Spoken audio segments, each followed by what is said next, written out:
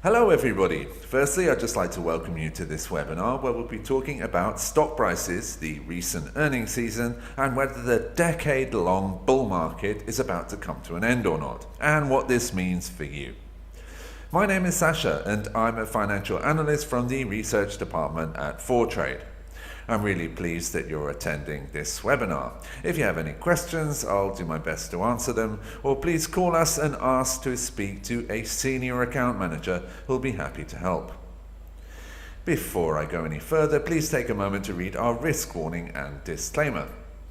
I'm sure that you know that although gains can be made, trading CFDs, losses can be incurred too, and you need to be aware of this. Now, we'd like to introduce you to what we call a market opportunity. A market opportunity is a one-page briefing containing market analysis, and our goal is to provide you with a simple to understand opportunity to trade on the markets. We will select an instrument such as gold or a currency pair and tell you our very best estimate on its price direction so that you can trade on it if you want to. Market opportunities are produced by the research department on a daily basis according to market conditions and based on historical evidence. This can relate to daily trading, weekly trading, or monthly trading. A market opportunity consists of fundamental analysis, geopolitical events, and technical analysis that includes a pivot point and support and resistance levels. It's important to understand that it's solely your decision whether you trade on market opportunities or not. So here is an example of a recent market opportunity. You can see fundamental analysis on what's going on with the euro-dollar currency pair. You can see this is a downtrend opportunity over a weekly period, since our analysis suggests the euro would decline in value against the dollar. At the top, you can see some geopolitical events and fundamental analysis that can influence the direction of the euro-US dollar currency pair. For example, the part on the trade war, stating that the US dollar acts and benefits as a safe haven asset when trade war tensions increase, or the situation in Italy, which has affected the euro. When using a market opportunity, it's vital to look at the pivot point on which the calculations are based. In this instance, if the price reaches 1.16906 that you can see on the screen here, this shows the right moment, in our estimation, to open a trading position, if you decide to trade on this opportunity. You can see below the trend direction and the time period. It's also important that you know how to use the stop loss and take profit options. You have support and resistance levels further along. At these points you can put a stop loss and take profit. And further down you have calculations. If you close the position using take profit, you can expect these kinds of profits at these support levels in green. If the price is going against you, you could potentially have a loss of that amount at these resistance levels, which are in red. Finally, profit and loss calculations are based on a one-lot trading volume. So, a bull market. But what is a bull market? Well, at the end of August, US stocks entered new territory. They were part of the longest bull market on record. But, as I asked a moment ago, what is a bull market? To break it down, it's when stock prices are rising for a sustained period. What underpins a bull market? Well, investor confidence, optimism, and expectations that strong results will continue for an extended period of time. Obviously, in order for markets to feel this way, an economy has to be performing well, with decent economic growth and other indicators. A bear market, by the way, is the opposite, which is characterized by falling share prices and pessimism about the present or future. And of course, poor economic data and low investor confidence has a hand in this. So we have had years of rising share prices since the current bull market run began in 2009 in March. Well done to you if you traded shares over this period, by the way. But I will come back to what comes next in a moment, since we've just had the earnings season, which has a significant effect upon stock prices. With some 90% of companies having reported earnings, the season of earnings is almost over. The vast majority of companies reported positive earnings, with 78% of S&P 500 companies posting positive earnings per share.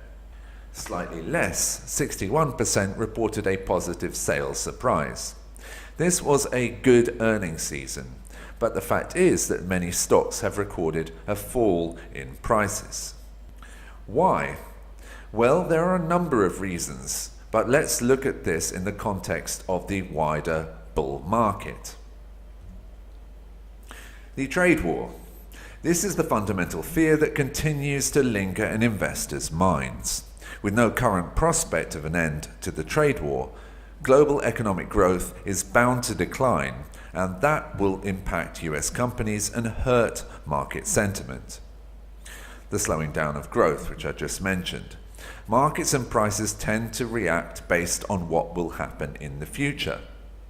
While this year's average earnings growth among companies has been a great 24.9%, the growth estimate for next year on the S&P 500 companies is 9%. Stocks since the earnings season. Well, let's take one example of how top-line barometers of success, earnings per share and revenue, have decreased in importance.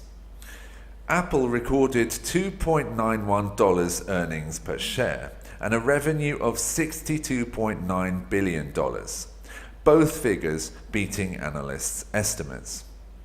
However, Apple recorded slowing iPhone sales, its flagship product, which were below forecasts, and the company offered less transparent figures for public view in future reports.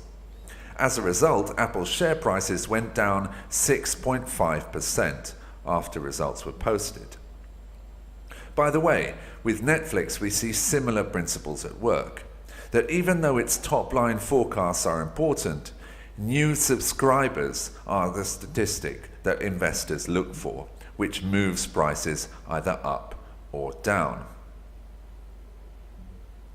So, the bull market and the current situation.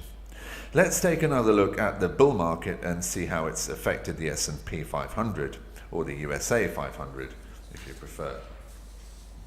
As I said, the current bull market began in 2009, as the global financial crisis was coming to an end.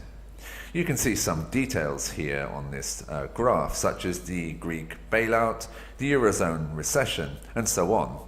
It's during this period, in and around December 2008, that the Fed reduced interest rates to an all-time low of 0.25%, giving a boost to the economy and giving investors an additional incentive to invest in stocks.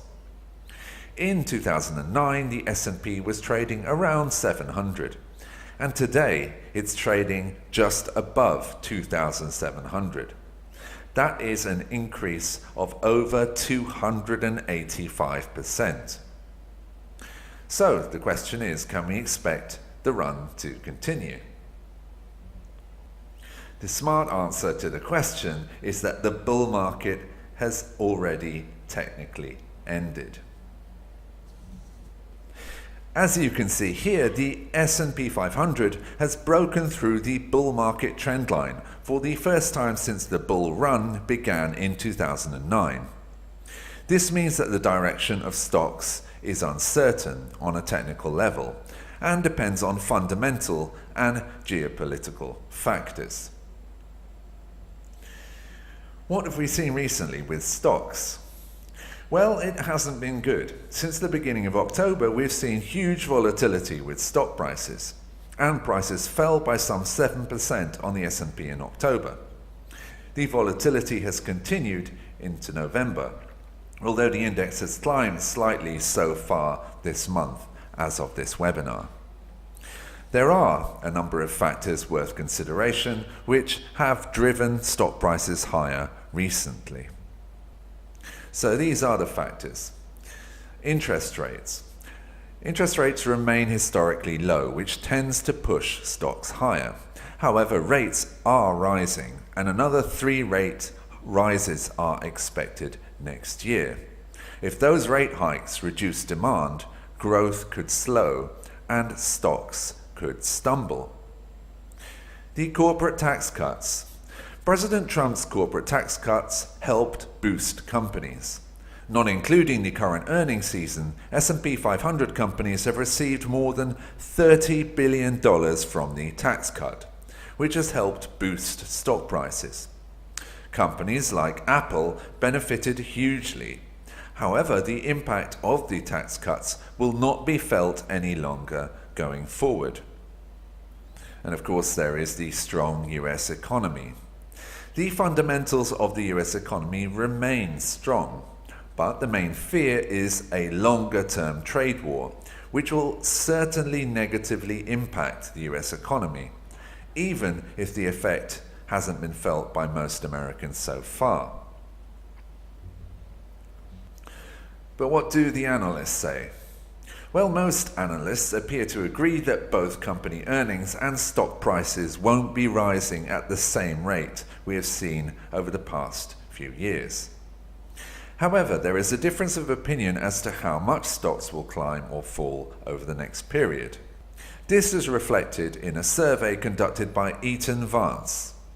54% of financial advisors who they asked remained bullish about the stock market for the remainder of the year.